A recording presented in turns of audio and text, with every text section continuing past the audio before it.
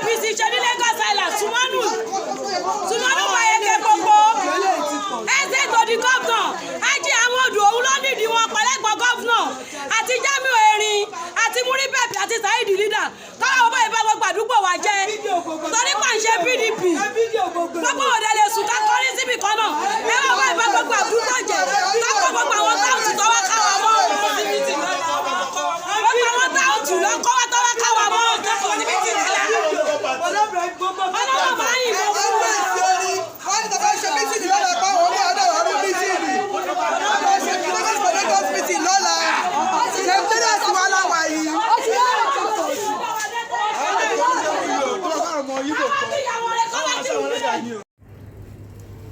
Hello, mo kí wa gbogbo ibikíbi tẹ́ bá wà tẹ́ tí ń gbọ́ mi àbí tẹ́ tí ń wò mí. Orúkọ tèmi ò yí padà, Yèyé Dára Kowé, Yèyé Dára Kokoko. Bẹ́ẹ̀ ni o, òun ló ti gbọ́ yẹn o. Mo fẹ́ fi àsìkò yìí pé gbogbo ẹ̀yin ọmọ Yorùbá torí mo rántí pé láti last 2 years lèmi náà ti ń bá wọn pariwo nígbà tá a ti ń gbọ́ many things. Ẹ jọ̀ọ́ ta ló ní Lagos gangan. Ibi tí ọ̀rọ̀ yìí ṣì ń lọ, àfàìmọ̀ kí ẹ̀jẹ̀ má ṣàn, kí ẹ̀jẹ̀ má sàn. Àwọn wo gan ni wọ́n fẹ́ wá pé ní Lagos fẹ́ jámọ́ lọ́wọ́? Ṣé Yorùbá ni? Ṣé Northerner ni? Ṣé àwọn Delta kìíní ni? Àbí àwọn Igbo? Because everybody claim Lagos. That is not the only point tí mo ṣe ń ṣe fídíò. Ṣé bẹ́ẹ̀ ti gbọ́ fídíò yẹn? Yes. Báwo ni tí àwa Yorùbá bá sọ wípé àwa la ní Lagos State lóòótọ́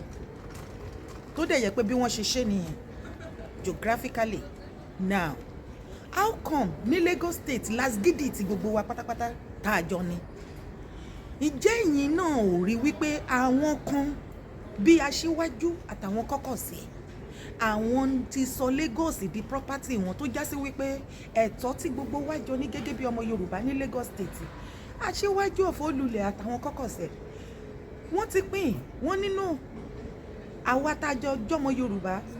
ó lójú nǹkan tó máa lò fẹ́ ṣe ní Lagos tí ò bá ti wá látọkàn wọn tí ò yield àmì tí ò ṣe nǹkan tó wù wọ́n tí ò dẹ̀ ṣe ìkan lára wọn ló fẹ́ ṣe kinní yẹn kò sí bó ṣe mọ̀yàn tó wọ̀n ní jẹ́ kó ṣeé ṣe.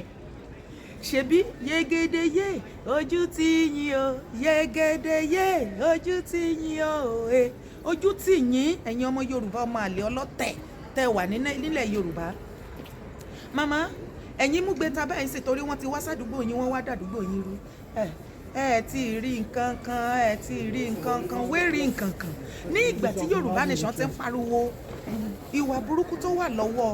àwọn aṣíwájú àti àwọn kọ́kọ̀sí ẹ̀ ṣe bí gbogbo yín dákẹ́ bí olúndùbẹ́ ni wípé àmọ̀rí ìbá àkú kí ló kàn wá ó ti wá kan ẹ̀yìn náà sìn ṣe bẹ́ẹ̀ mú gbé tá ń sìn ẹjọ́ ta ni ò ní ẹ̀tọ́ sí right choice ẹ̀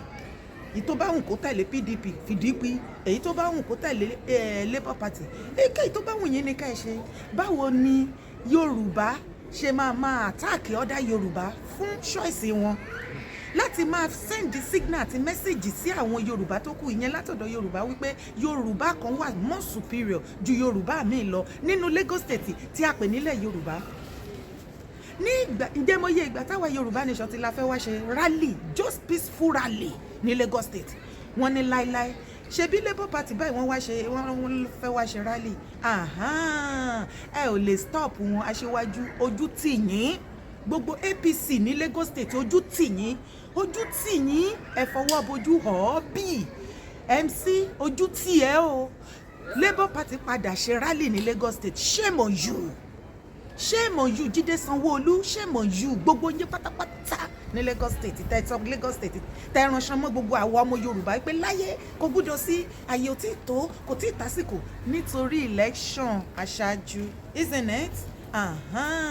Ọmọ Yíbò padà ṣe rally wọ́n padà ṣe campaign fún Labour Party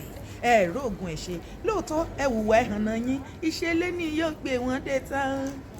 iṣẹ́ ilé ni yóò gbé wọn dé ta àwọn ẹgbẹ́ òṣì APC mo wí tó Yorùbá land tí gbogbo wa ní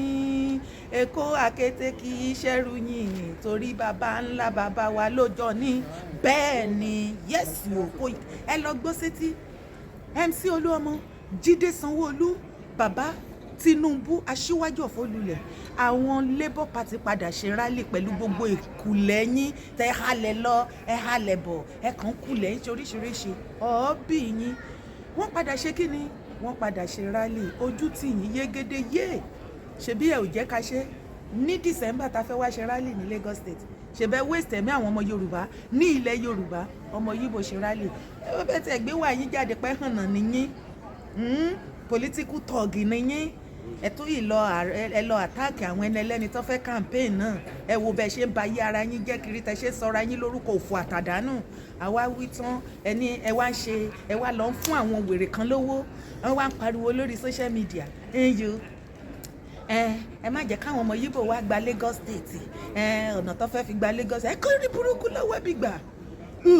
ọmọ Yíbò lẹ ń pariwo lórí ẹ̀yin abòsí ṣe ba yí ẹ̀yin ọmọ Yorùbá kan jẹ́ báyìí ọmọ Yíbò lẹ wá pariwo nísìn torí rally tán ṣe successfully wọ́n fi gbá yín lójú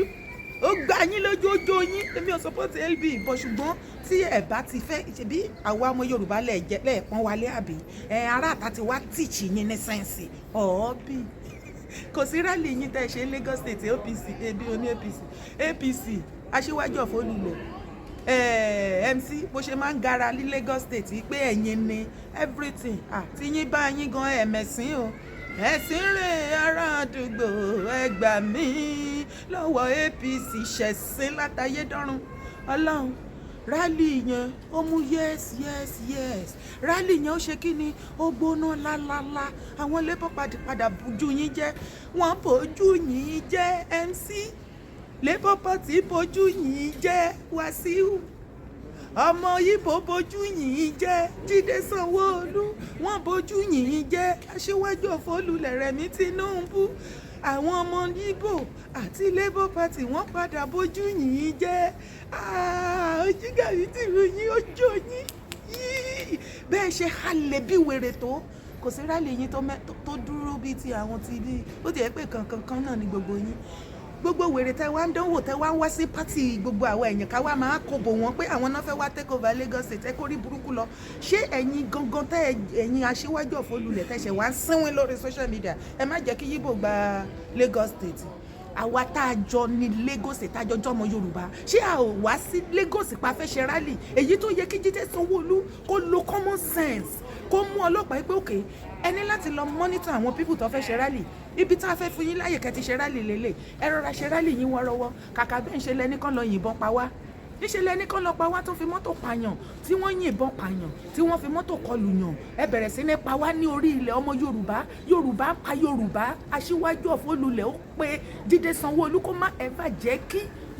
Yorùbá nation wá ṣe rálì ní Lagos State ó dẹ̀ ṣe bẹ́ẹ̀ ẹ̀ẹ̀mejì láti make attempt ogunlẹ̀ kó ti wá the first one ṣẹ́mọ iye àwọn èèyàn tẹ́ kó lọ G49 wà ń bẹ̀ ṣẹ́mọ lady tẹ́ pa ní last year yẹn náà ó wà ń bẹ̀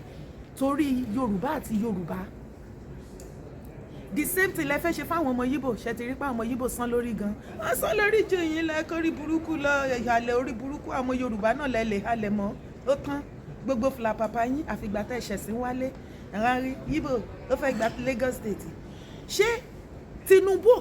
kò claim Lagos State àti kọ́kọ́ sí ẹ̀ mú àwa Yorùbá tó kù lọ́wọ́ kò síwọ tó bá fẹ́ ṣe nǹkan ní Lagos State tó bá ti fà wọ́n ti aṣíwájú ṣe ó lè rí ṣe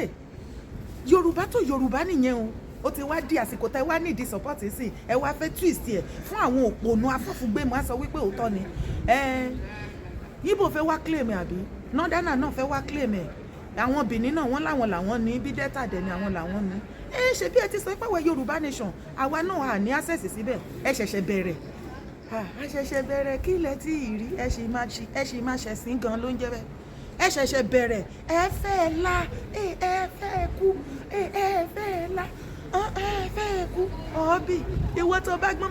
má bá wọn pariwo òfò àtàdánù tó ń pa ní lórí kíní o wọ́n fẹ́ wá tí Yíbò fẹ́ wá gbà nítorí pé nítorí àwọn Labour Party ti ṣe campaign wọn ní Lagos State successfully upon the attack and everything campaign fún Labour Party mo ṣàlàyé nǹkan tó ṣẹlẹ̀ ní o torí àwọn èèyàn ti ṣe rally ó wà successful ó jó wọn ó disgrace wọn ó nà wọn mọ́lé wọ́n nà yín mọ́lé gẹ́gẹ́gẹ́gẹ́ gbogbo garagra yín ẹ fi lulẹ̀ alẹ̀ pẹ̀pẹ̀ àní àṣẹ Yorùbá ẹgbẹ́ yín lẹ lè halẹ̀ mọ́